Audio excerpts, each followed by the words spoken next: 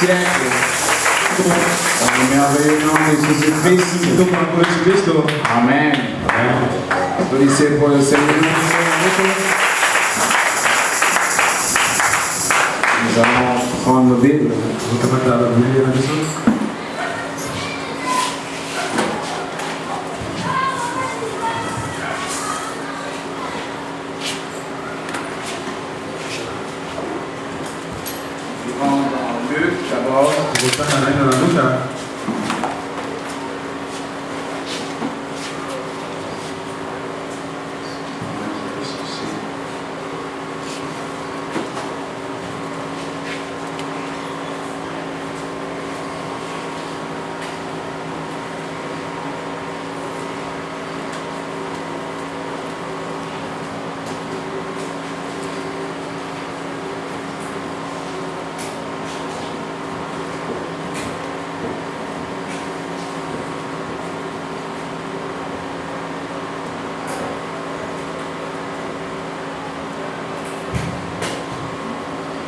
Luc 12e, Luc 12, 54.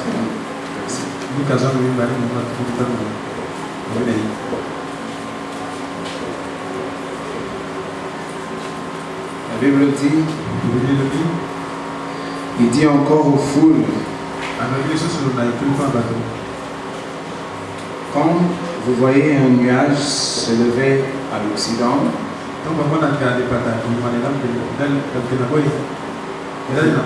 vous dites aussitôt la pluie vient. Et cela arrive ainsi. Et quand vous voyez souffler le vent du midi, vous dites il fera chaud. Et cela arrive. Hypocrite. Vous savez discerner l'aspect de la terre et du ciel. Comment ne discernez-vous pas ce temps-ci? Et pourquoi ne discernez-vous pas de vous-même ce qui est juste? Amen.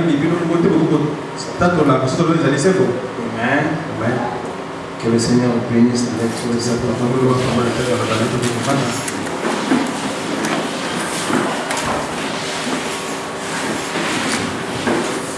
On dit qu'il y a des ventilateurs qui ne donnent pas très.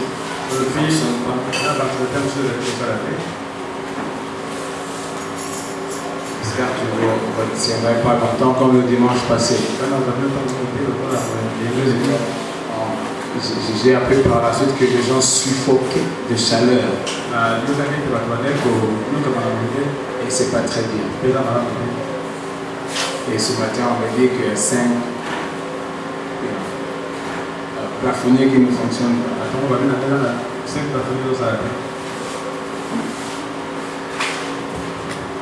Alors, nous avons essayé d'avancer pendant la semaine. Mais le jeudi, quand je dis avancer, c'est par rapport à la sémence du serpent. Et le jeudi, on a essayé de commenter sur la manière de lire la Bible. Et comme nous sommes les étudiants de la Bible, alors nous voulons effectivement le rester. Parce que nous ne croyons pas pour rien. Nous croyons pour un but. Et le but, en principe, c'est le but de Dieu.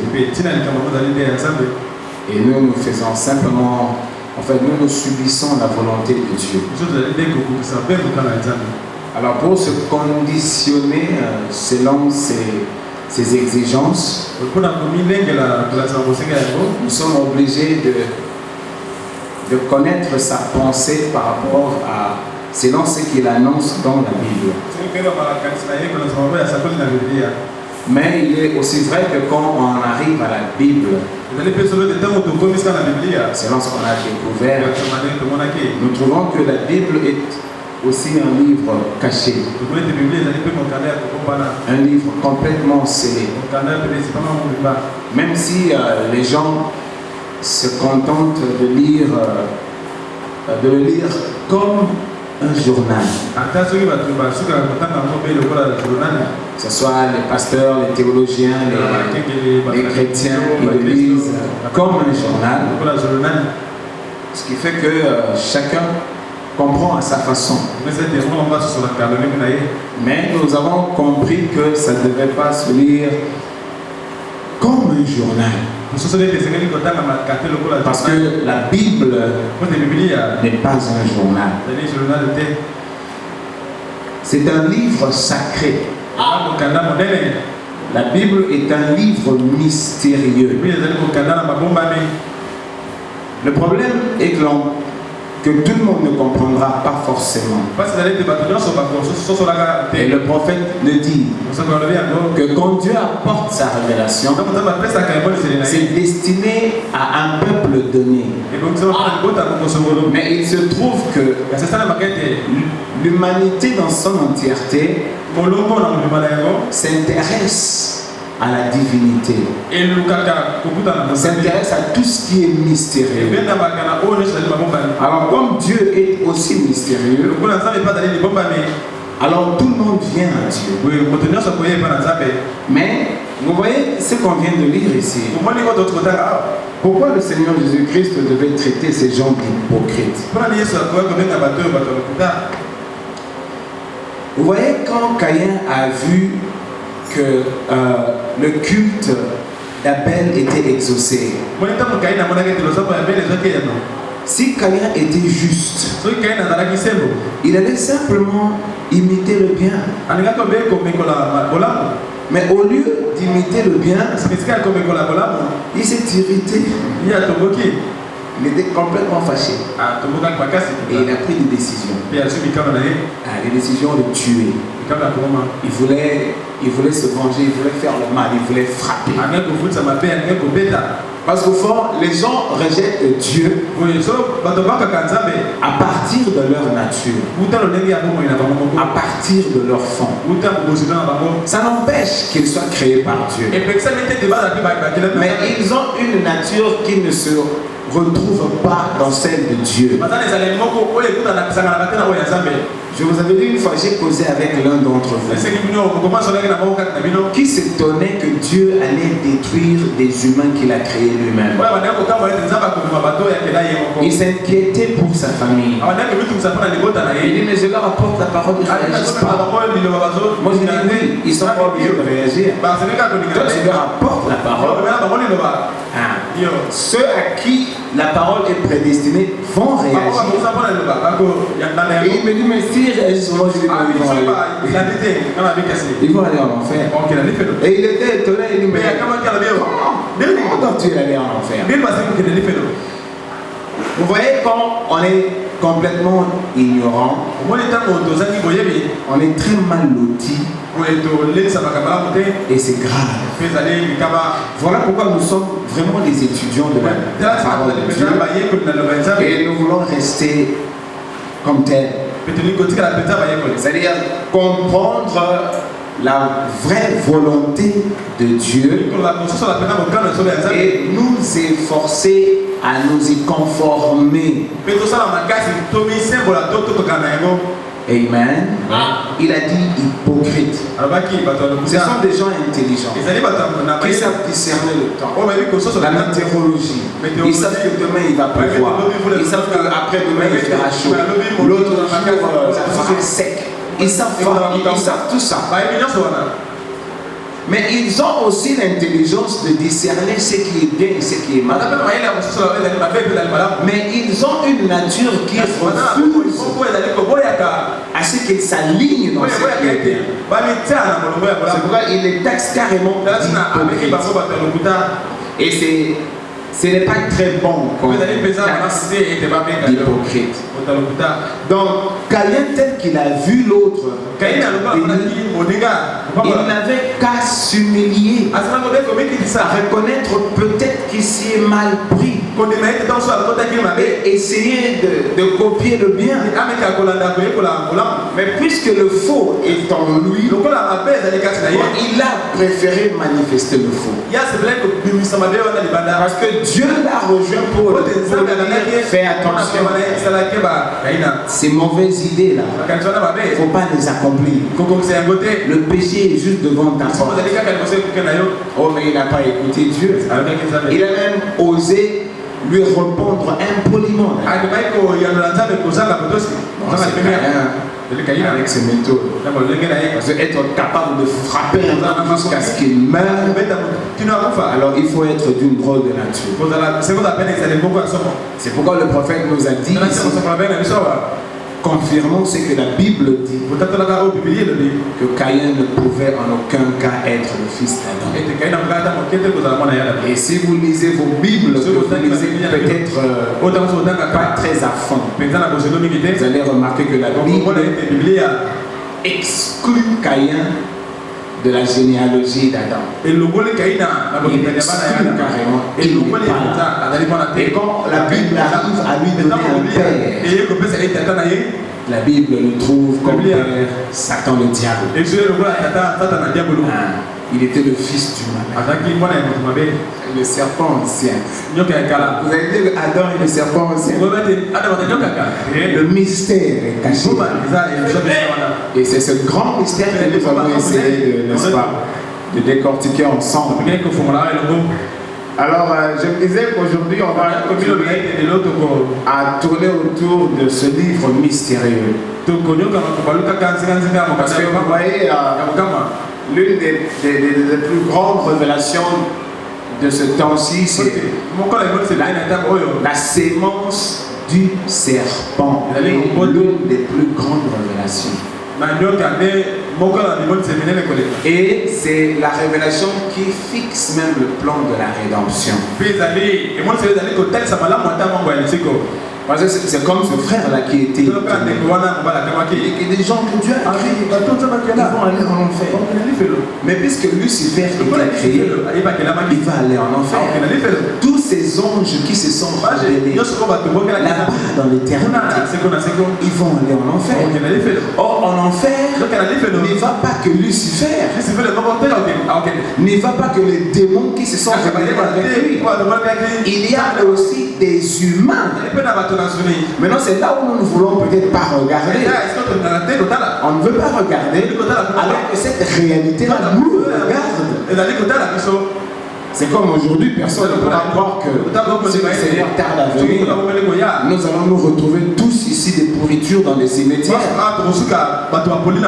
Vous ne voulez pas regarder à ça, mais cette réalité nous regarde. Et tôt ou tard, on sera face à ça. Amen. Donc ce sont des choses qu'il faut voir de près. Si vous prenez avec moi, réfléchissons, n'est-ce pas? On a distribué quelques Bibles là pour ceux qui veulent. Je vais me débrouiller, j'ai oublié mes lunettes. Donc je suis un peu en difficulté.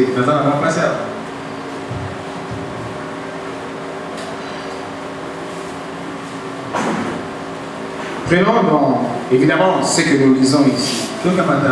Apocalypse 20.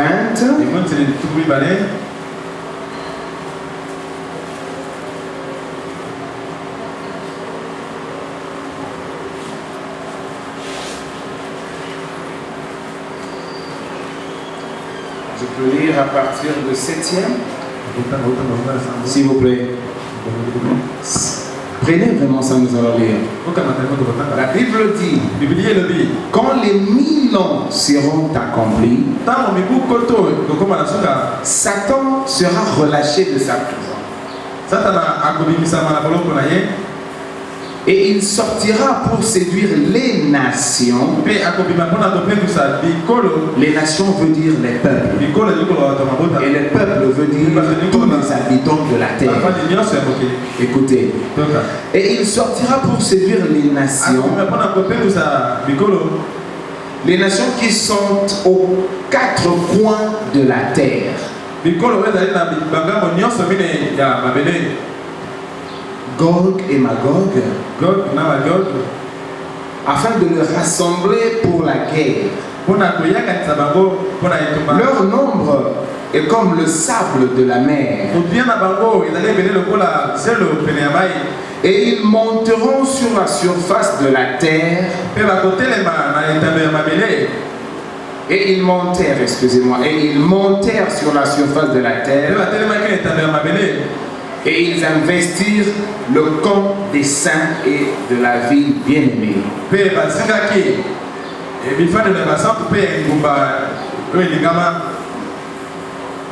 La ville bien-aimée. Mais un feu descendit du ciel et les dévora. Et le diable qui les séduisait fut jeté dans le temps de feu et de soufre, où sont la bête et le faux prophète. Et ils seront tourmentés jour et nuit au siècle des siècles. 11. Continuons. Lisons. Puis je vis un grand trône blanc. Et celui qui était assis dessus. La terre et le ciel s'enfuirent devant sa face. Et il ne fut plus trouvé de place pour eux. Et je vis, écoutez 12, et je vis les morts, les grands et les petits, qui se tenaient devant le trône. Des livres furent ouverts. Et un autre livre fut ouvert. C'est lui qui est le livre de vie. Et les morts furent jugés selon leurs œuvres, d'après ce qui était écrit dans ces livres. La mer rendit les morts qui étaient en elle. La mort et le séjour de mort rendirent les morts qui étaient en eux. Et chacun fut jugé selon ses œuvres.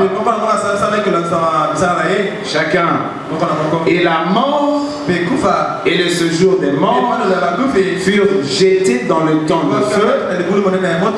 C'est la seconde mort. Les temps de feu. Quiconque ne fut pas trouvé écrit dans le livre de vie, fut jeté dans les temps de feu. Amen. Ça c'est la fin. Ça c'est le jugement dernier. Tout depuis Adam jusqu'au dernier, ils ont été rendus à la vie pour le jugement. Mais vous allez voir que pendant que les humains sont jugés, Satan et Lucifer aussi est condamné. Parce que dans Apocalypse 20, 10, le diable est jeté dans le temps de feu et de soufre. Alors, quand vous prenez par exemple 21, Apocalypse 21, vous allez voir qu'il y a une nouvelle terre et un autre peuple mis à part. Donc, il y a un nombre d'humains qui est jeté dans le temps de feu. Un nombre d'humains. Vous allez ici, ça se trouve ici 21, là où on a lu qui va essuyer les larmes, il n'y aura plus ni de mort, tout ce que vous voulez, et puis vers le 8e verset, il est dit, mais les lâches dehors. Dehors les lâches. Dehors les incrédules. Dehors les abominables. Dehors le meurtrier et tout ce que vous savez. Donc la Bible dit que leur part sera dans le temps ardent de feu et de soufre. C'est qui est la seconde mort. Donc, la mort est une destruction. La mort, c'est la séparation. Donc, nous comprenons qu'à la fin, le Créateur va se séparer de beaucoup d'humains comme toi, comme moi. Donc, c'est choquant de voir que Dieu va se séparer de beaucoup d'humains qui apparemment donnent des allures voyantes. L'iniquité, retenons ça très bien. L'iniquité veut dire savoir ce qui est bien mais refuser de le faire pour accomplir le mal. Et c'est ce qui se passe dans la vie des fils de la rébellion. Quand nous considérons les choses de ce point de vue, nous pouvons alors donner raison à la révélation ou carrément confirmer la révélation liée à la sémence du serpent. Je sais que c'est sérieux quand nous parlons de la sémence du serpent. Et des fois nous hésitons pour que les gens ne se cassent pas le cou avec la sémence du serpent. Parce que les gens ont tendance à lire la Bible comme un journal et ils en sont satisfaits.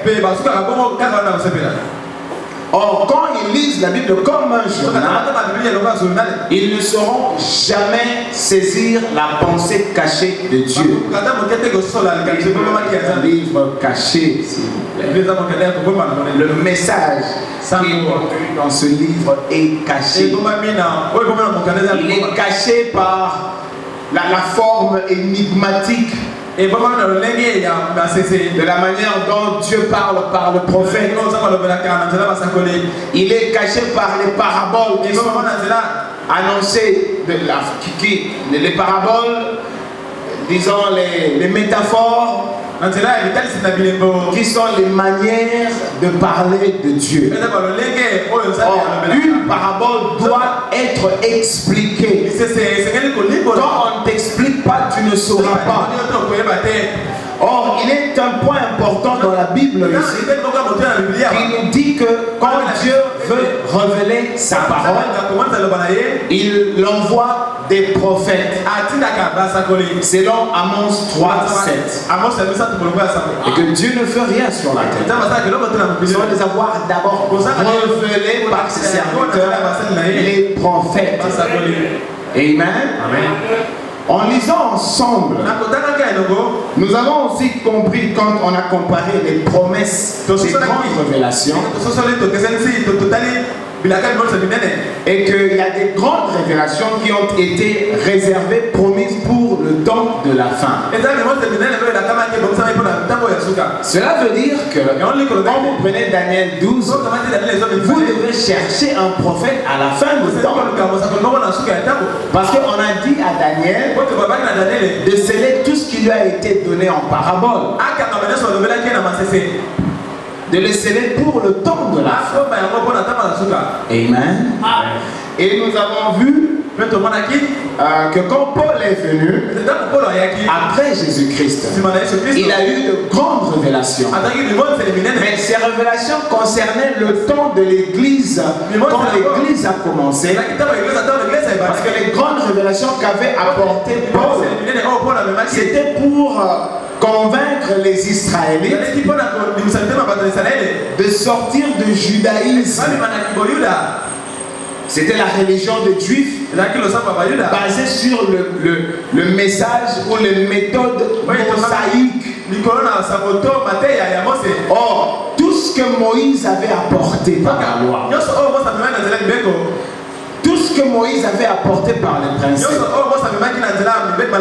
tout ensemble n'était que des préfigurations de la véritable chose.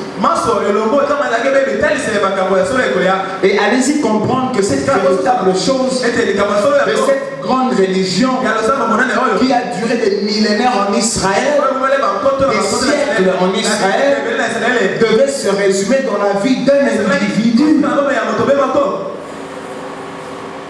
Même si cet individu-là devait être mystérieux.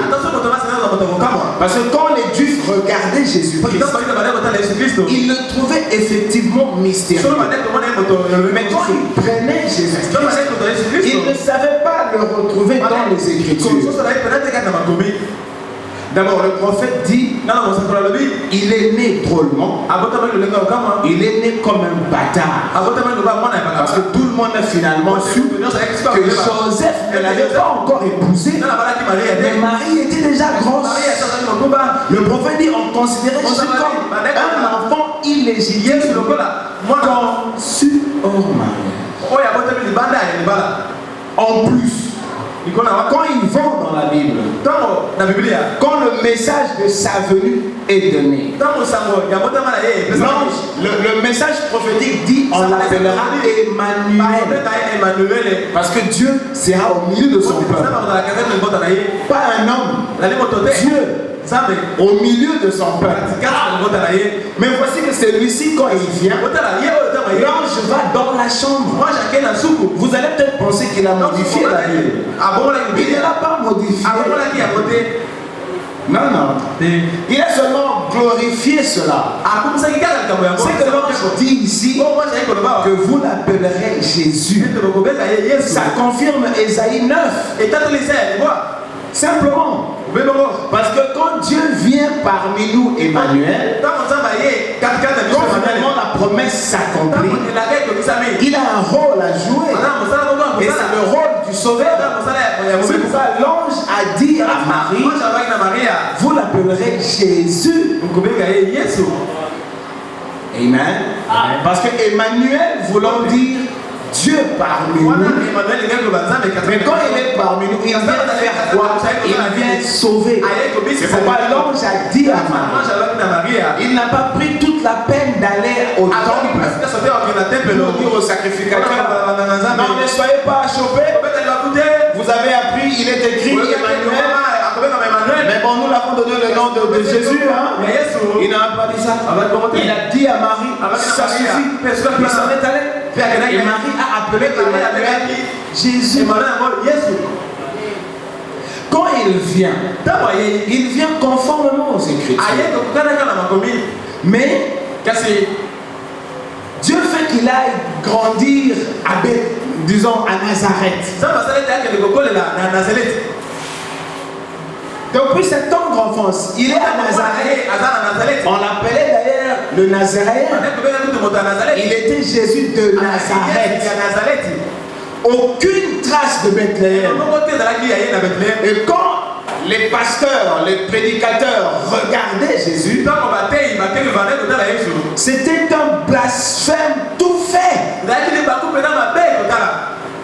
Parce que pour un juif, ou même pour un croyant, faire des miracles par-ci, des miracles par-là, ça ne veut rien dire si votre activité n'est pas basée sur la Bible. Ils ont dit à Nicodème, toi aussi, tu veux croire à celui-là, scrute les Écritures. Il n'y a aucune promesse parlant d'un prophète venant de Nazareth. Jésus était de Nazareth. Or, il est né à Bethléem, mais ils n'ont pas su. Les choses de Dieu, comme ça vous arrive, et que vous devez le saisir tel que Dieu veut. C'est une grâce. Amen. C'est vraiment une grâce. Donc ici, vous voyez que à la fin, le temps de feu et de soufre. Non, le soufre, c'est ce que produit le feu. Le combustible là. Les temps de feu et de soufre. C'est qui est la seconde mort. Nous voyons que Lucifer et les anges, ils sont jetés. Mais ils ne sont pas seuls à y être jetés. Il y a aussi une bonne gamme d'humains qui sont là dans le temps de feu. Évidemment, comme nous l'avons lu, là, je vous avais dit, si vous votez par cette vis ici, il faut faire gaffe. Dehors les lâches, les bandards. Voilà. Mais pour les lâches, les incrédules, les abominables, les meurtriers, les impudiques, les enchanteurs, les idolâtres et tous les menteurs. Et je voudrais dire, remarquez, ceux qui se prêtent au mensonge. Parce que le plus grand défaut quand les humains, c'est le mensonge. Les humains mentent comme ils respirent. Il a menti et il est sérieux. Et il a menti et il se reproche même de rien. Et il reste et il vit. Maintenant, ce que vous ne savez pas, il y a un père de mensonge. C'est Lucifer, le diable. Et la Bible dit que le mensonge constitue le fond du diable. Et les chrétiens mentent aussi. Et ils ont des prétextes.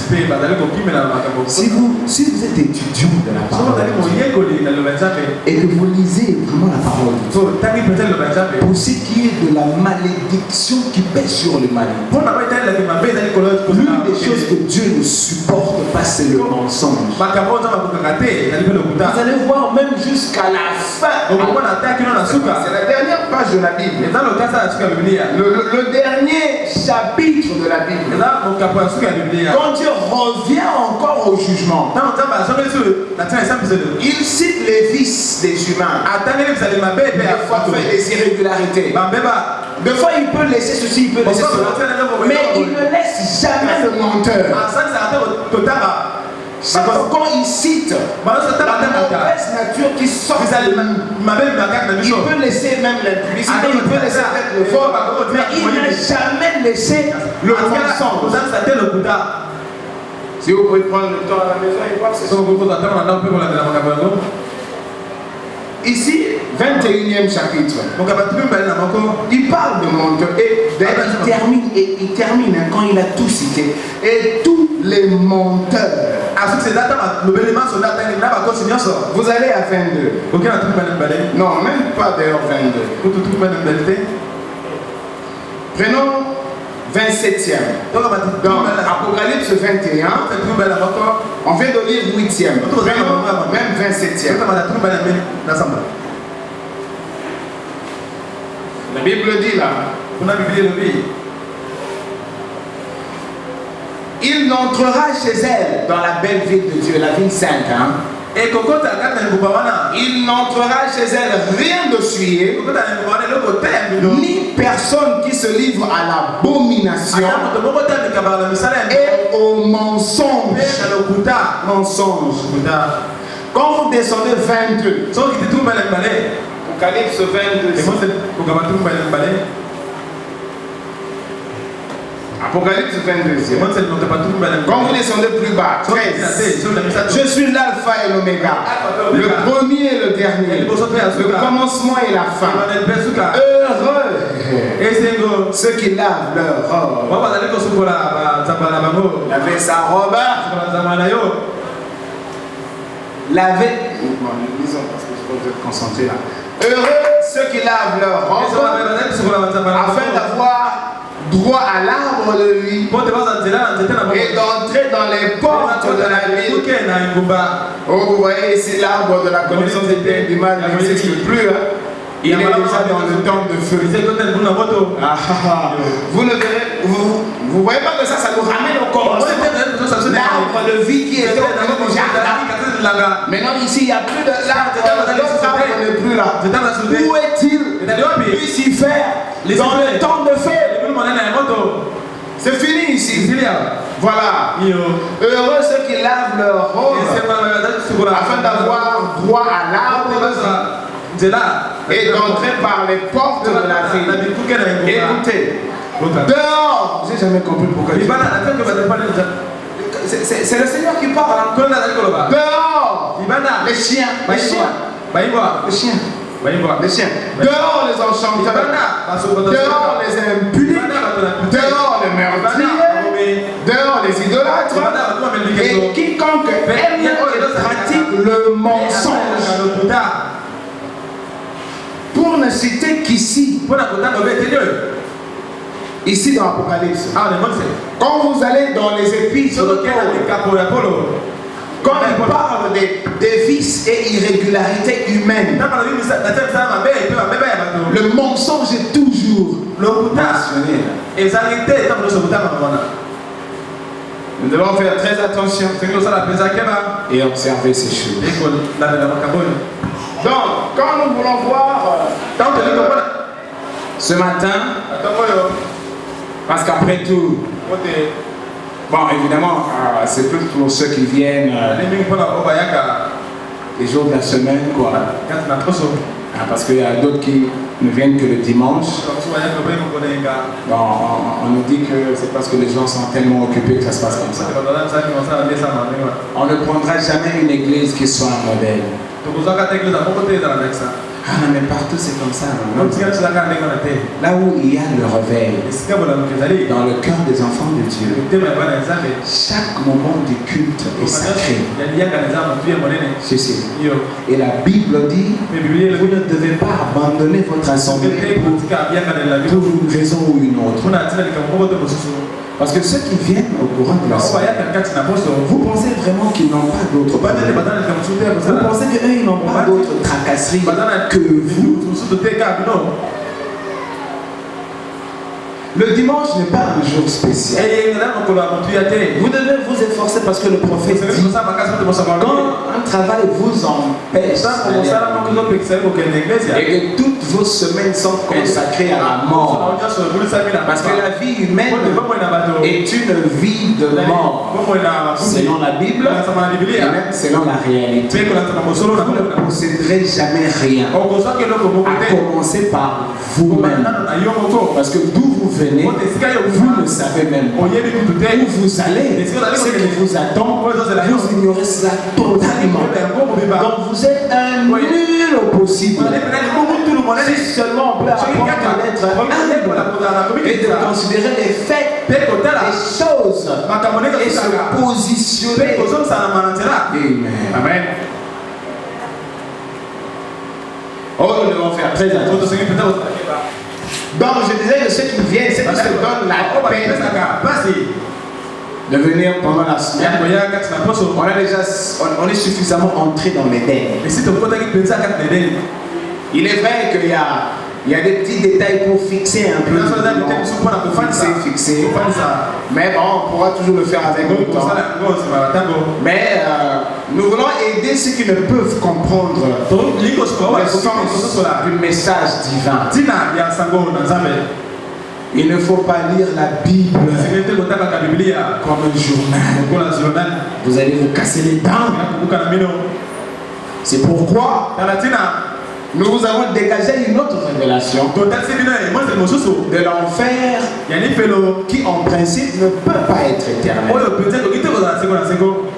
Parce que quand on prend Lucifer et les autres anges qui sont devenus des démons, tous ces multiples esprits ici, qui sont aujourd'hui indexés comme des démons, c'est autrefois étaient des anges au service de Dieu. Mais nous voyons qu'au jugement dernier, et Lucifer, et ces anges-là, et les humains, s'il vous plaît, ils se retrouvent tous dans les temps de feu. Alors cela nous a confirmé d'abord la sémence du serpent et une autre révélation qui nous est aussi attribuée à donner en ce temps de la fin, qui dit que tout ce qui est créé doit disparaître. Tout ce qui est créé a donc un commencement. Et tout ce qui a un commencement doit forcément avoir une fin. C'est la loi de l'éternité qui va imposer une loi de la perdition. Tout ce qui commence termine. Amen. Voilà pourquoi une autre révélation qui nous est donnée, c'est que l'homme Adam appartient à Dieu de manière naturelle. C'est-à-dire que Dieu a engendré Adam comme l'humain engendre un fils.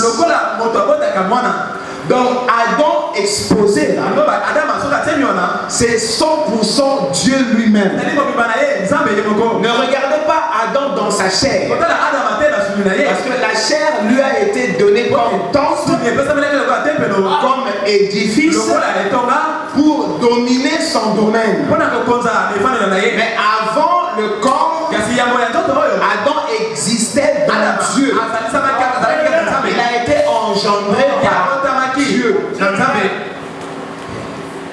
Il y a une autre révélation qui est encore venue, et que la procréation par le sexe, par la relation charnelle, est une, disons, est un moyen autorisé. C'est une volonté permissive.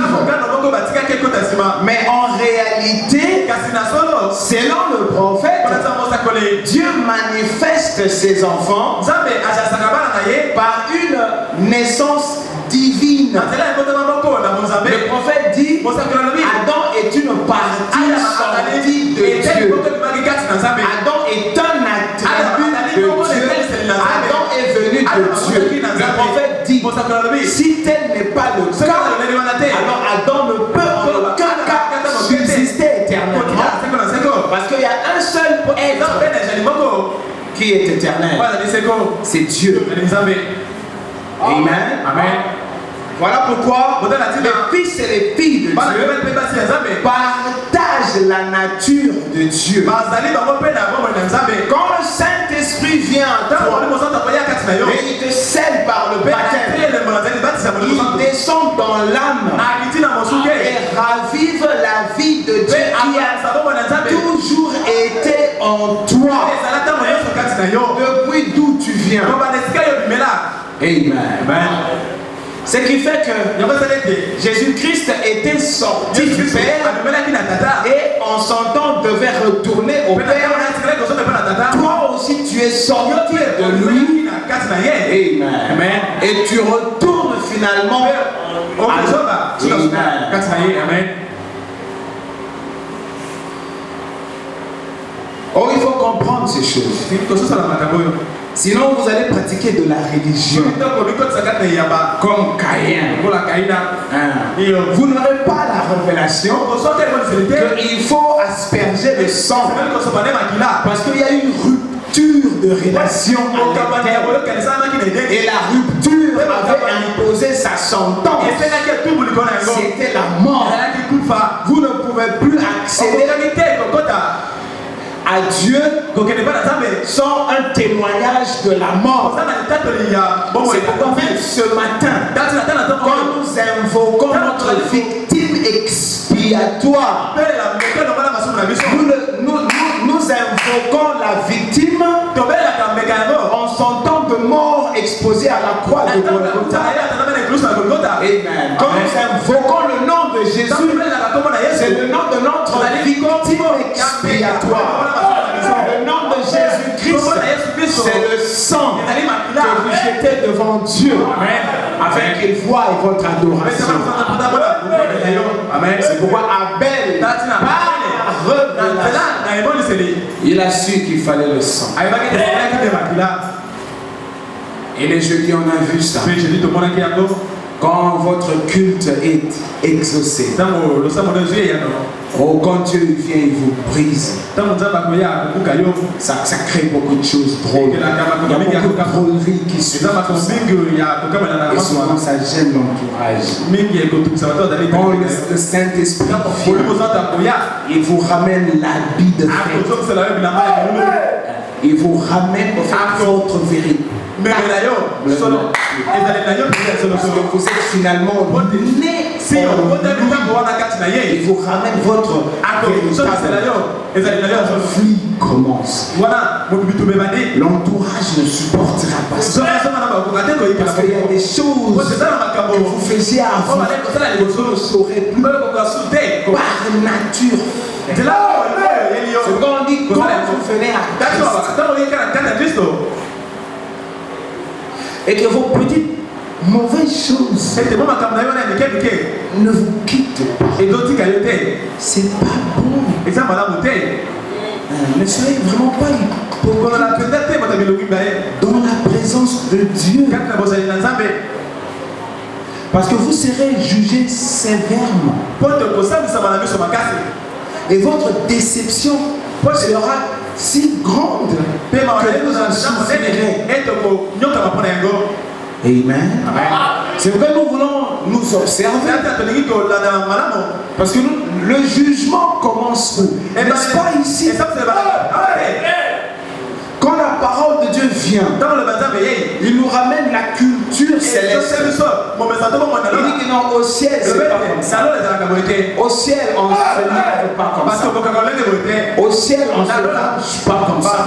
Au ciel, c'est pas cette nature. Parce que prenez le monde et sa façon. C'est tout ce qui a des vicieux. Faux. C'est entretenu dans le monde.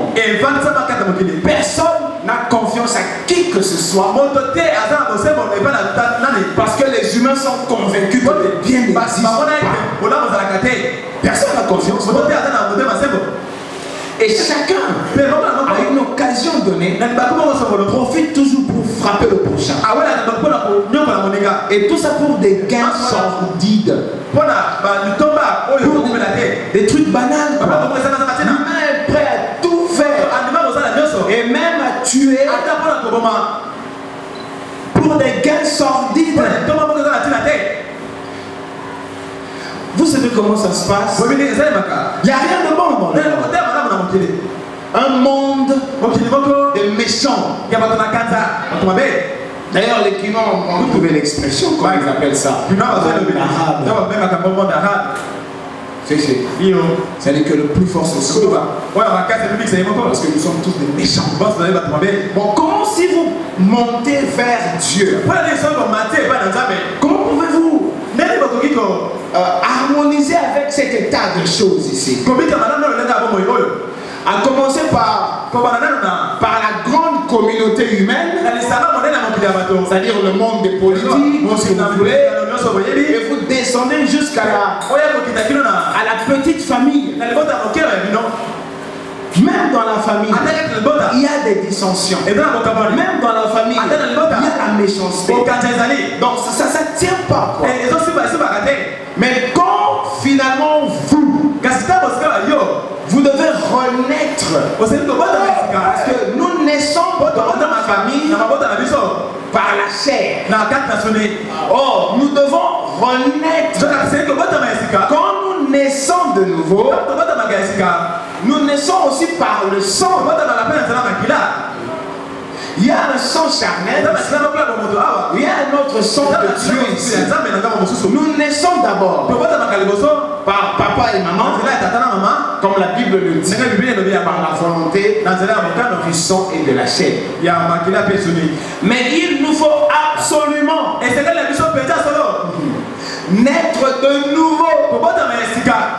Nicodème, qui lisait la Bible comme un journal, comme un théologien, comme un scientifique, il s'est buté à cette révélation. Nicodème, c'est l'un des grands pasteurs respectés de l'époque. Vous vous imaginez? Paul, qui a tout appris du grand Gamaliel, qui était l'un des théologiens respectés à l'époque. Mais quand il a accédé à la révélation, il a dit que tout ce qu'il a appris de la théologie de Gamaliel, il les a considérés comme de la boue. Nicodème, il n'a pas compris. Naître de nouveau. Or, Christ lui dit, si vous ne naissez de nouveau, vous n'entrerez pas au ciel. Alléluia. Naître de nouveau par le sang de Christ Jésus. Si la nature charnelle héritée du sang des hommes nous donne la mauvaise nature que nous connaissons, alors attendez-vous parce que quand le sang divin vient impacter votre vie pour vous donner la nouvelle, alors attendez-vous à changer de nature. la victime expiatoire doit retourner en vous. Or, le sang, c'est la vie. Or, quand la vie de Jésus-Christ revient en vous, cela peut naturellement provoquer un conflit. On aurait souhaité avoir une religion comme celle de Caïn, où il n'y a pas de réaction de tout est civilisé. Vous entrez comme vous êtes venus, vous sortez comme vous êtes venus. Vous êtes rentré impudique, vous êtes rentré farfelu, escroc, mauvais, vous sortez comme vous êtes venus. Mais néanmoins, vous venez à l'église. Il a mis des choses, il n'y a pas une agitation, il n'y a pas une émotion. On a vu jeudi comment c'était de l'autre côté d'Abel. Parce qu'il fallait saisir l'agneau. Il fallait que l'agneau pose un peu de résistance. Il fallait ligoter l'agneau. L'agneau devait bêler. Et c'était certainement des robustes à l'époque. Mais tandis que Caïn avait déjà son nom. C'était tout calme, avec une musique douce.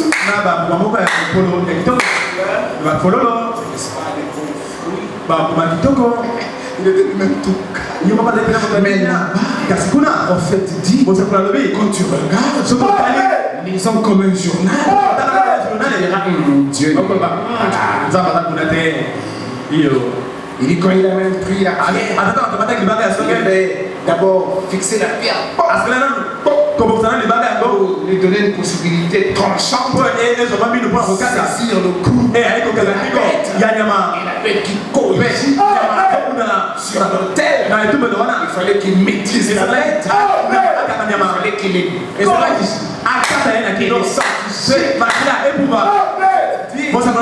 Abel était tout mouillé de sang. Qui aurait cru que Dieu devait être là, alors que de l'autre côté, oh là là, une religion où les gens entrent et sortent comme ils sont venus. Mais quand la nature divine vient, le conflit doit commencer. Vous-même, vous devenez conflictuel par rapport à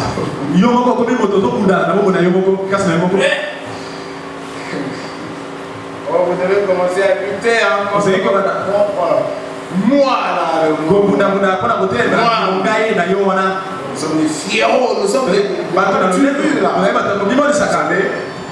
nous voulons nous imposer, nous faire valoir, nous voulons nous faire respecter. Et ça, on fait toujours appel à la violence et à l'orgueil. On est vraiment effronté, fanfaron. Ça, quand vous retournez à l'Éden, voilà pourquoi nous sommes reconnaissants pour la révélation de la sémence du serpent. Nous avons décelé que c'est la nature de Lucifer qui domine les humains, à commencer par leur papa, Caïn, fils du serpent ancien, qui n'est pas du tout, selon la Bible, le fils d'Adam. Quand vous lisez la Bible comme un journal, vous allez vraiment voir que Adam a engendré Caïn. Mais quand vous pouvez lire la Bible de la manière dont Abel a érigé son autel, la révélation du sang, et bien vous allez comprendre différemment les choses. Si. La mauvaise nature du diable s'est incarnée dans Caïn. Et Caïn était du serpent ancien. Le malin, ce n'était pas le fils d'Adam, selon les Écritures. Cessez de lire la Bible comme un journal. Vous allez sauver votre âme. Vous comprendrez des choses différemment. L'exemple est là. Ils ont rejeté Jésus-Christ. Parce qu'ils lisaient la Bible comme un journal. Ils n'y ont trouvé aucune trace de Bethléem. Et la Bible dit qu'il s'appelle Emmanuel. Il a été élevé à Nazareth. Et on lui a donné un différent qui ne ressortait pas de la Bible. On pouvait dire, vous l'avez appelé comment? On l'a appelé Jésus. Oh, vous cherchez dans la Bible, il n'y a pas. La Bible dit Emmanuel. Parce que vous lisez la Bible, vous rejetez Jésus. Amen. Il ne faut pas lire ça comme un journal. Nous avons essayé de ressortir pour confirmer cela. Que quand Jésus-Christ de l'autre côté, comme les catholiques lisent la Bible comme un journal, ça c'est vrai. Parce que Jésus-Christ dit dans Matthieu 28, allez baptiser au nom de Père. Il dit à qui? Aux apôtres qui devaient attendre le Saint-Esprit. Et le Saint-Esprit qui, en venant, devait leur apporter l'éclairage sur tout ce que Jésus disait sous forme de parabole. Parce que même quand il a dit utiliser ce temple, et j'avais rebâti en 3 jours, eux ils ont regardé le temple de Salomon. Et il n'a pas expliqué, venez, le temple va savoir. Non, c'est seulement plus tard. Il s'agissait de son corps. Tout en parabole. Tout était énigmatique. Il utilisait ce temple. Et ils ont regardé. On a construit en 40 ans. L'un des blasphèmes de Jésus était le temple en 3 jours. Mais c'était l'énigme liée à son corps. Mais est-ce que les humains peuvent lire les choses de Dieu quand ils lisent leur journal? Non, ils tapent toujours. Amen.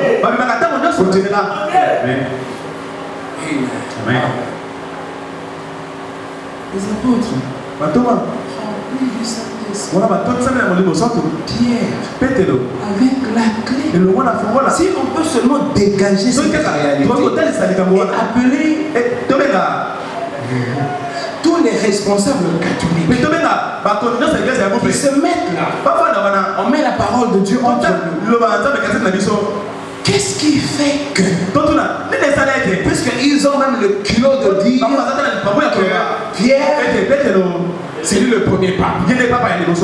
Bon, qu'est-ce que le premier pape a fait avec les clés qu'il avait? Quand l'église commence, il a ordonnancé. Oh frère, la question fut posée. Qu'allons-nous faire pour recevoir le Saint-Esprit qui vient confirmer la promesse de Joël 2? Que ferons-nous? Nous sommes en train d'aller au temple parce que c'est la Pâque. Mais ce que vous venez de nous expliquer ici, ça nous embrouille. Et nous sommes convaincus. Mais qu'est-ce que nous allons faire pour devenir comme vous? Répentez-vous. Et c'était juste 2 jours après. Jésus-Christ est monté le 40e jour, leur donnant l'ordre de baptiser au nom du Père, qui n'est pas un nom, du Fils, qui n'est pas un nom, et Saint-Esprit, qui n'est pas un nom. Allez baptiser au nom. Alors quand les apôtres commencent par le Saint-Esprit, Pierre, avec les clés du royaume, il dit répandez-vous.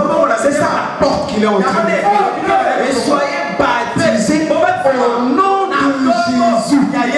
Quand vous lisez la Bible comme un journal ou comme le livre d'un écrivain quelconque, c'est vrai, l'église catholique, ils se défendent. Ils disent que non, eux ils préfèrent prendre ce que Jésus a dit.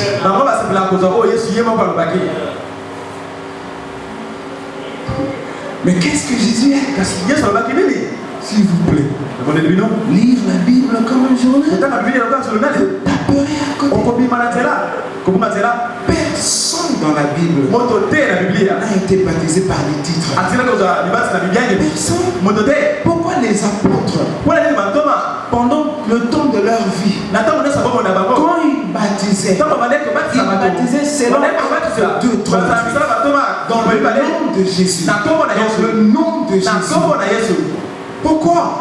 Et pourquoi seulement quand ils ont créé l'église catholique 3 siècles après, ça n'a pas chez les Romains. Pourquoi on appelle ça église catholique romaine? Ça n'a rien de Jérusalem. Ça n'a rien de la chambre haute. L'église catholique. Alors là, parce qu'ils avaient des ambitions. Alors ils ont cherché des failles.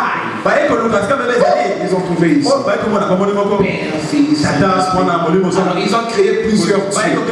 Ils ont créé le Dieu, le Père, qui n'existe pas dans leur Bible. Ils ont créé Dieu le Fils. Oui, oui. Ils parlent de Dieu le Père. Ce vocable-là n'est pas scripturel. Dieu le Fils. C'est pas scripturel. Dieu le Saint-Esprit. Il n'y a pas. Mais ils prennent. Comme les humains aiment bien se laisser impressionner. Alors ils sont impressionnés. Une belle grande église venant de Rome, du Vatican, la vie éternelle selon les humains. Ils trouvent que ça doit être comme ça. Quand vous leur montrez les Écritures, ils vous disent, sans froid au dos, sans froid aux yeux. Moi je suis. Je ne vais vraiment pas citer les noms des. Moi, c'est mon église. La Bible dit. Les hypocrites. C'est un problème de nature. Ils ne sauront supporter la parole. Caïn a bel et bien vu. Il a su ce que Dieu veut. Parce que Dieu a confirmé l'adoration de son fils. Il n'avait qu'à s'humilier. Non. Mais Caïn avait un autre fils. Et c'est son fond qui l'aurait. Peu importe ce que Dieu a fait. Peu importe le feu qui est descendu. Moi, je m'en tiens qu'à ceci. Alors je vais m'irriter, je vais me manger. Il a tué. Et il est allé sans remords. Attention, quand on a des habitudes bizarres. Amen. Donc il ne faut pas lire la Bible. Comme le livre d'un écrivain quelconque. La Bible est un livre énigmatique. Il faut des astuces pour déceler. Écoutez. Quand la Bible dit, au commencement, Dieu créa. Au commencement, Dieu et Dieu tout court. Mais quand vous allez dans Jean, quand vous lisez la Bible comme un journal, prenons Jean.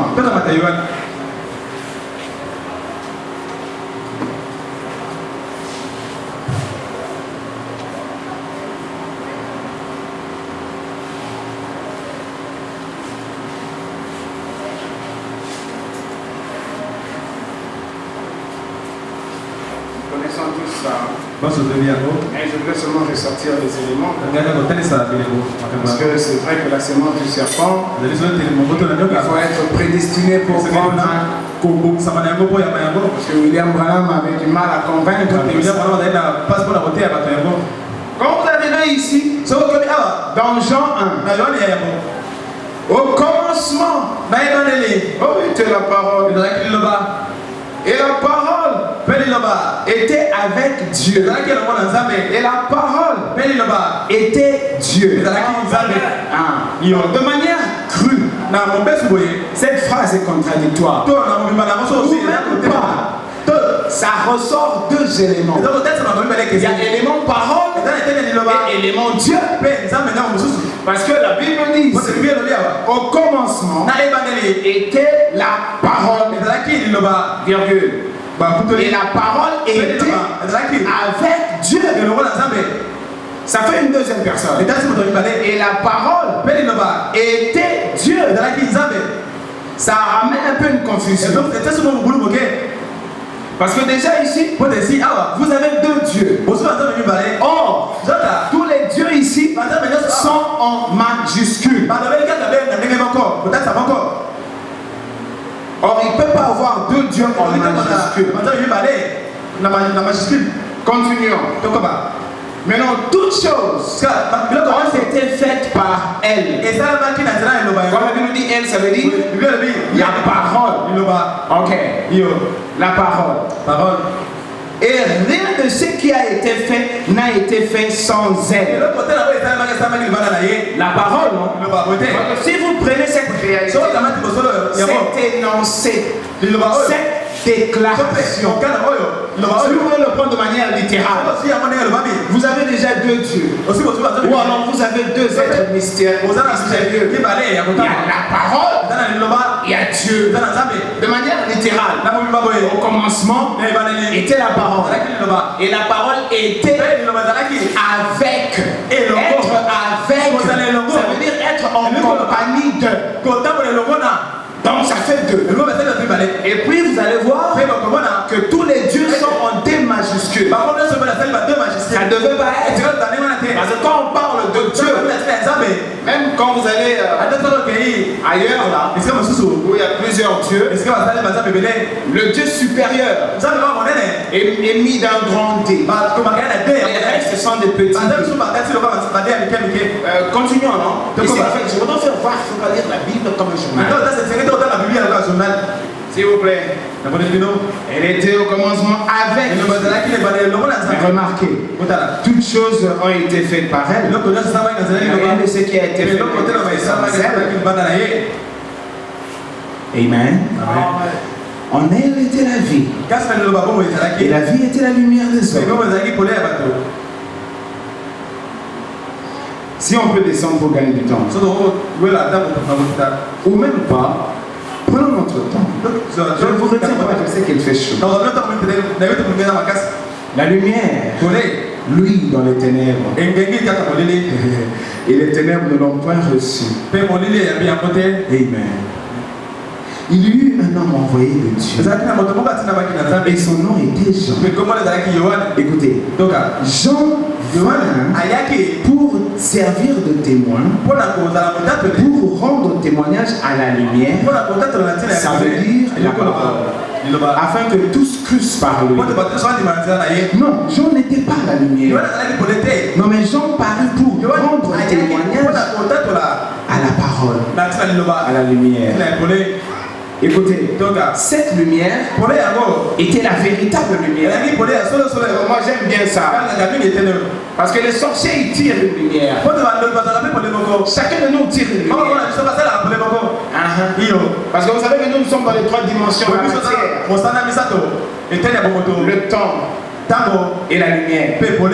Les yeux naturels ne voient pas ça. Mais il y a tout autour de nous une lumière cosmique qui se traîne avec nous. Mais les yeux charnels ne voient pas ça.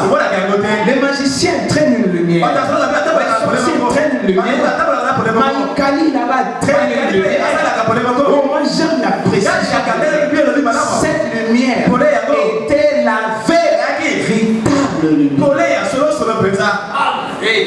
Amen. Vous ramenez toute lumière que vous voulez. Mais nous cherchons la véritable lumière. Amen. Amen. Ça c'est de la précision pour marquer la suprématie de la fête. Amen. Écoutez, cette lumière était la lumière véritable qui en venant dans le monde éclaire tout homme. Elle était dans le monde. Écoutez, maintenant la parole devient lumière. Elle était dans le monde. Et le monde a été créé par elle. Et le monde ne l'a point connu. Amen. Naturellement, vous comprenez que c'est Jésus-Christ. Or, la Bible dit dans Genèse, au commencement, Dieu créa. Alors, quel est alors ce Dieu qui était au commencement? Si on veut le comparer avec celui qui crée ici dans Jean. Parce que ici dans Jean, si on peut prendre la philosophie catholique, c'est Dieu le Fils. Maintenant là, n'est-ce pas qu'on parle littéralement de Jésus-Christ? Mais voici qu'on attribue toute la création à Jésus. Si vous ramenez cette réalité dans Genèse, au commencement, Dieu créa. C'est ici où nous vous disons, vous avez besoin de la révélation pour comprendre le langage caché. Ici, il est dit tout clair que c'est celui qui vient dans le monde. Or, celui qui vient dans le monde, littéralement, comme on croit, c'est un fils qui est venu de la terre séparément. Or, c'est une manière de s'exprimer de Dieu. Parce que quand vous descendez plus bas, vous allez voir que... S'il vous plaît, voyons. Je n'ai pas mes lunettes, je suis vraiment difficile. La Bible dit... Il était dans le monde, soyez patient avec moi. Je suis au 10e. Ouvrez vos Bibles. S'il vous plaît, ouvrez-les et lisez avec moi. Il était dans le monde. Et le monde a été fait par elle. Et le monde ne l'a point connu. Il est venu chez les siens. Et les siens ne l'ont point reçu. Mais à tous ceux qui ont reçu, à tous ceux qui croient en lui, et elle a donné le pouvoir de devenir enfant. Lesquels sont les noms du sang. C'est ici où Nicodème n'a pas compris. Ni de la volonté de la chair, ni de la volonté de l'homme, mais de Dieu. Écoutez. Écoutez. 14. Et la parole a été faite chair. Maintenant, remarquez cette parole qui nous confond déjà avec Dieu. Pleine de grâce. La parole est habitée par nous. Pleine de grâce et de vérité. Et écoutez maintenant ici. Et nous avons contemplé sa gloire. C'est-à-dire, nous avons contemplé sa manifestation. Nous avons contemplé son dévoilement. Comme la gloire du Fils.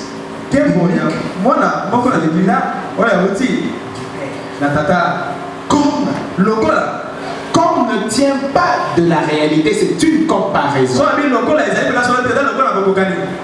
Comme, c'est-à-dire quand vous regardez la parole faite chair, puisqu'il est dit ici que c'est cette parole qui a créé. Or la Bible dit au commencement, Dieu créa. Et là-bas au commencement, vous allez voir qu'on ne parle pas de Fils. Il y avait que Dieu et Adam. Or, le mystère de la rédemption. Oh, vous êtes avec moi, j'espère. Nous allons lire. Vous allez faire un peu un parallélisme avec l'hébreu. Prenons l'hébreu.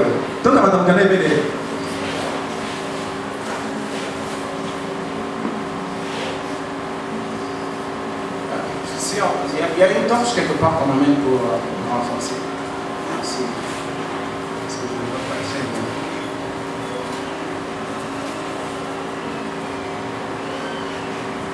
Hébreu, prenons l'hébreu. Hébreu 2.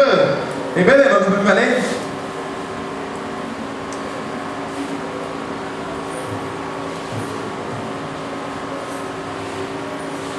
Nous avons aussi besoin de toutes ces références.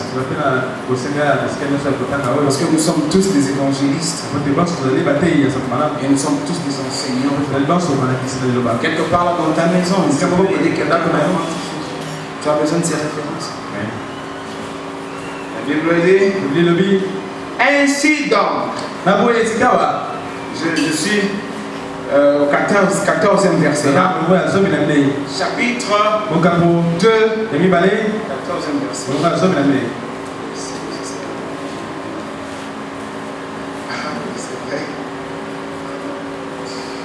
Bien, écoutez, ainsi donc, puisque les enfants participent au sang et à la chair, comprenez avec moi, puisque les enfants participent au sang et à la chair, les enfants c'est toi et moi.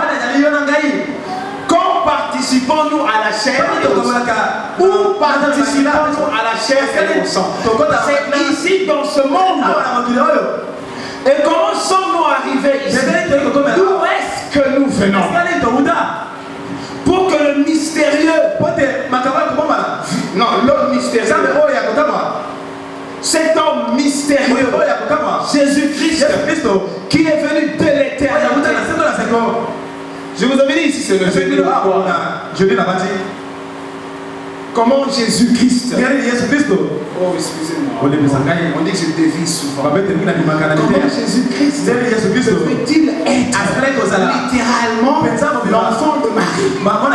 Alors que Jésus-Christ existait avant Marie. Il leur a dit, parce qu'on le comparait à Moïse, moi,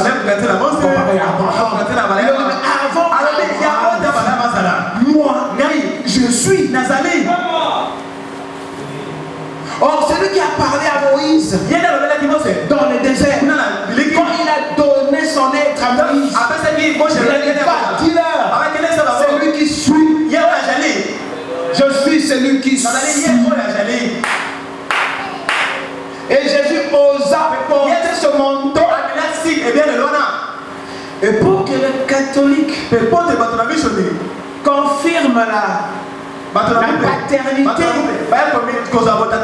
littérale de Marie sur Jésus, ils ont créé une philosophie tout autour de la vie de Marie et de Joseph. Ils parlent de Ngondomo Santo Marie. Cela veut dire qu'elle a commencé vierge et elle est d'ailleurs elle n'est plus morte. Je vous avais dit qu'il y a eu un pape Pie XII vers les années 50 ici. Il a carrément décrété que Marie n'était pas morte, elle était montée comme Jésus. Tous les catholiques croient, même si la Bible ne le confirme pas. Alors pour mieux, oh, je sais qu'il fait chaud, mais pour mieux habiller cela, ils ne veulent pas que Joseph ait récupéré sa femme. C'est l'heure de contrat avec l'ange. Parce que quand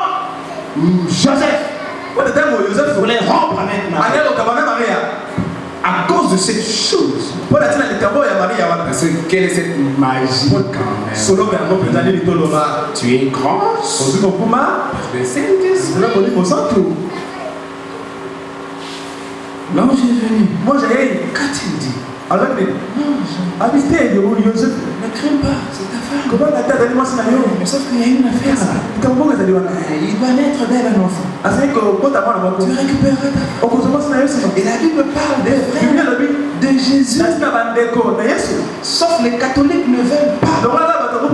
Ils disent que non, ce sont ses cousins. Cousines. Non. Joseph a aimé Marie. Prendre Marie comme une épouse. C'est ça que veut dire. Voilà, pour ne pas tout vous dire. Alors et les catholiques promotion. Né vierge.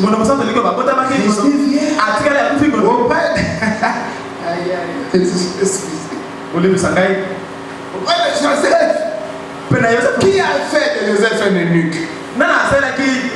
Quelle preuve Dieu devait faire souvent de ça? C'était sa femme. Et donc j'ai dit non, ta femme, tu prends ça. Mais la grossesse là est spéciale. Alors pour embrouiller, les gens qui aiment se laisser embrouiller, les catholiques imposent. Le mari est resté vierge.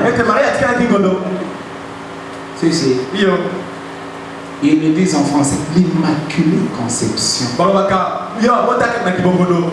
Et qui est resté comme tel. Bon, excusez-moi, mais en principe, c'est un gros mensonge. Or, le mensonge vient de Lucifer. Ça peut pas être. Jésus-Christ était avant Marie.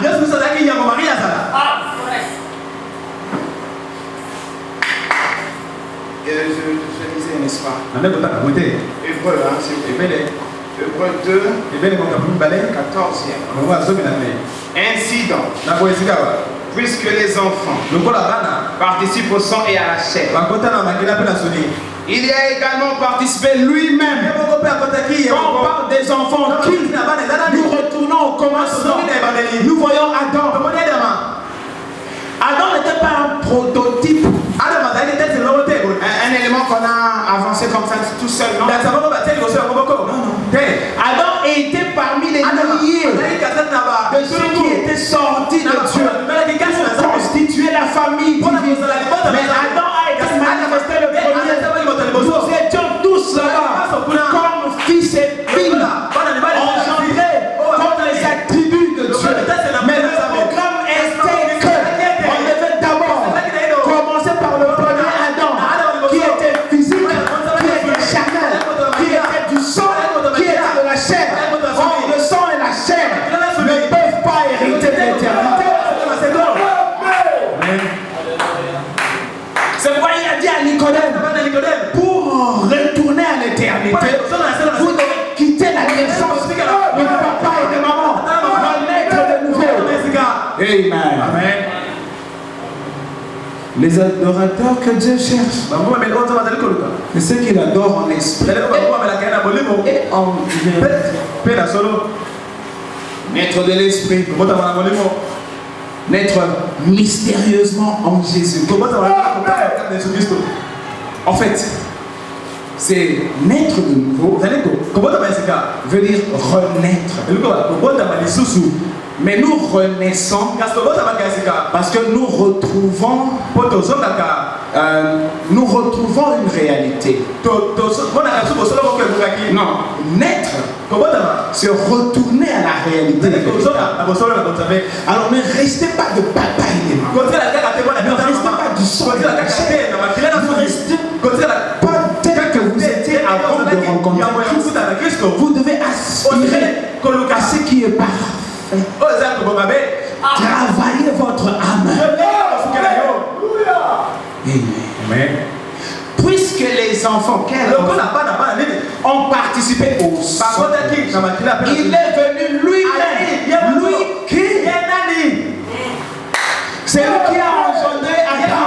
Qui a engendré Adam? Elohim. Celui qui existe par lui-même. Au commencement, Dieu créa. Qui descendait à l'Éden? C'était cet être-là. Il ne descendait pas à toi. Il ne descendait pas à toi.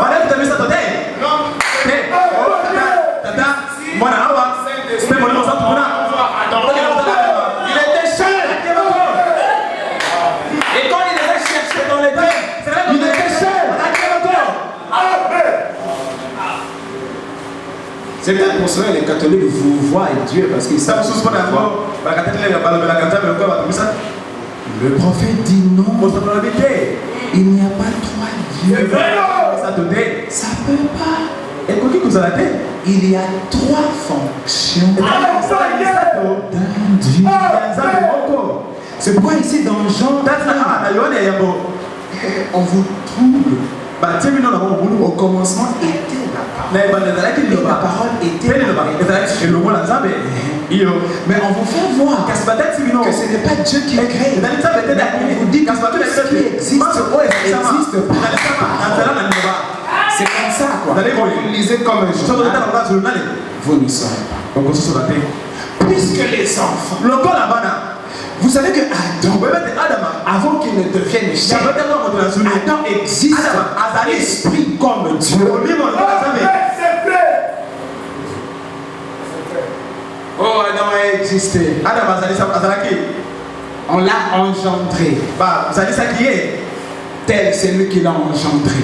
Adam était Zoé, la vie de Dieu en miniature. Adam c'était pas un prototype. Adam c'était l'un des milliers d'enfants. Parce que l'amour de la création, les étoiles, oui, amen. Du ciel qui criait, qui poussait les cris de joie. Le prophète interprète, c'était ceux qui étaient sortis de Dieu. Il admirait la puissance de l'Élohim quand il déployait l'univers. Amen. Mais chacun, selon les vagues, amen. Chacun, vague après vague, était prédestiné à habiter la terre. D'abord dans la chair, et par la suite, passer par la nouvelle naissance, naître du sang, le sang de Dieu. Le sang de Dieu. C'est vrai. Non, là au commencement, il n'y a pas de mari. C'est quoi le prophète explique? Excusez-moi. Il fait chaud. C'est quoi le prophète explique? Je voulais parler de 23 chromosomes. Parce que le 23 vient de la femme. Le 23 vient de la femme. Pour la fabrication de l'enfant. Mais les protestants parlent de 23 comme pour dire que Marie a donné de son fils. Mais le prophète dit, remarquez, le salut ne devait pas venir de l'humanité. Marie est de l'humanité. Marie est conçue dans le péché. Marie est la fille de son père et de sa mère dans un croisement. Elle est née là. Elle pouvait bien être vierge, mais elle était humaine. Et la Bible dit, tous les humains ont péché et privé de la vie de Dieu. Marie compris.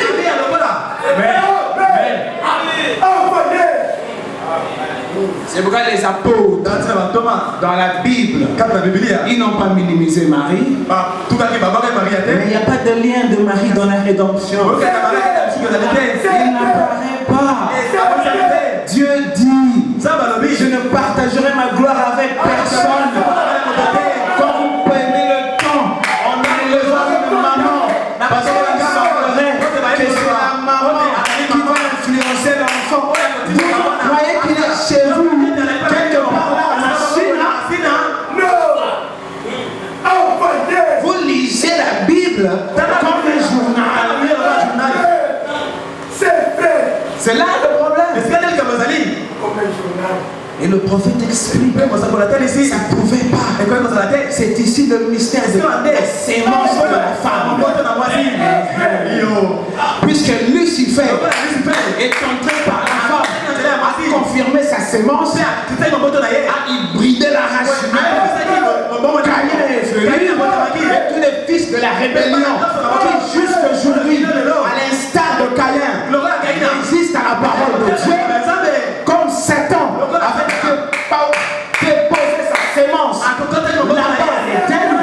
Alors par la même femme, et cette fois c'est Marie, Dieu vient cette fois-ci par la naissance réelle. Dieu a créé une sémence et il a déposé dans les éléments de Marie. Elle était comme un incubateur.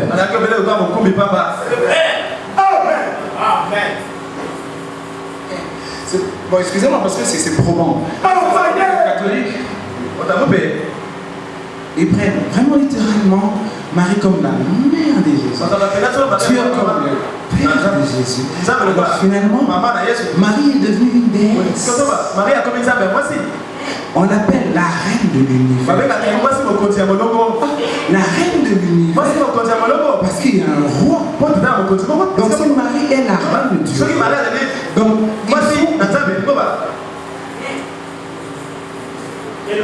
mais ça ne peut pas quand même.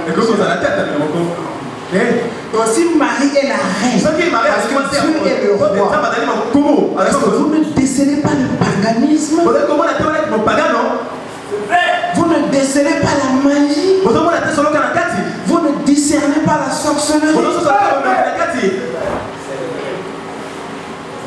Parce qu'à Rome, il y avait des Dianes.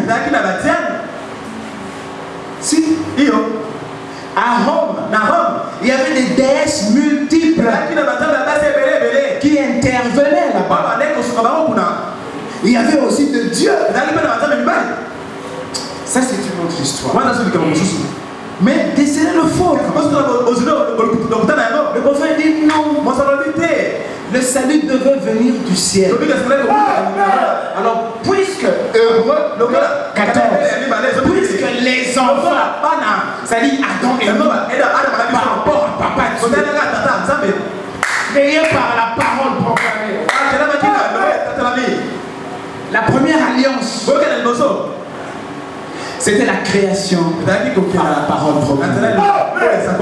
Il y a eu des êtres qui ont existé. Ils ont rempli le monde. Ils n'étaient pas venus par le croisement des papas et des mamans. Le prophète dit c'est cette création qui est la véritable. C'est pourquoi nous devons retourner à ça. Puisque les enfants ont participé à la chair, il est lui-même aussi. Comment? C'est ça la sémence de la femme de Genèse 3. Je mettrai une inimitié entre ta sémence, la sémence du serpent, et sa sémence. Et c'est Christ. Satan a apporté la mort. Christ apporte la vie. Oh, Christ. C'était cet arbre de vie qui était à Christ. C'était cette onction qui vient de Christ. C'est ce Zoé, cette vie éternelle que possède Elohim. Amen. Christ, c'est Elohim dans une de ses multiples missions. Oh là, je voulais vous amener encore quelque part. Mais vachement chaud. On me l'a écrit ici. Ça veut dire que je dois l'arrêter. Nous allons continuer le mardi. Nous restons là. On est à l'Éden, vous savez. Quand vous maîtrisez l'Éden,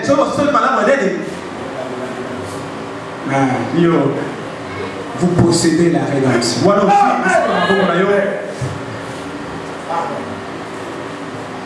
Parce que c'est là où les choses sont cachées. Mais c'est par là que toutes choses sont possibles. Et si vous avez lu comme un journal, alléluia. Applaudissez pour le Seigneur.